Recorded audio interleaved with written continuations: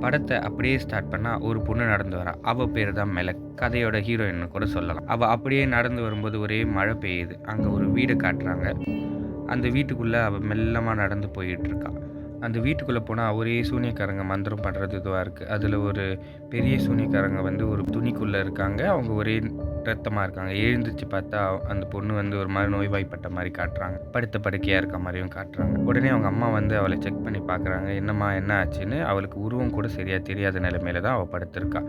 அதே மாரி side by சைடுல அந்த சூனியக்காரி அந்த கனவுல வர்றதும் அந்த மாரி இருக்கு. அந்த வீட்ல அவ பூஜைகள் பண்றதும் அப்படி பண்ணிட்டுருக்கா. கட் பண்ணா, இப்போ அந்த ஊர காட்டுறாங்க.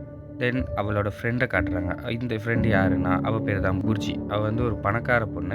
பேசிக்கா அவளோட கேரக்டர் எப்படின்னா, ஒரு சந்தேகப்படுறது, ஒரு விஷயம் எடுத்தா அத வந்து ஊதி பெருசாக்குறது, அந்த மாரியான ஒரு கேரக்டரா தான் அவள காட்டப்படுது. அவ ஹஸ்பண்டோட ஃபோனுக்கு ஒரு மெசேஜ் வருது. அது வந்து போய் அவ கேட்கிறா. யார்கிட்ட இருந்து அந்த மெசேஜ் வந்துச்சு? என்னன்ட்டு அந்த சந்தேகத்தில கேட்கிறா.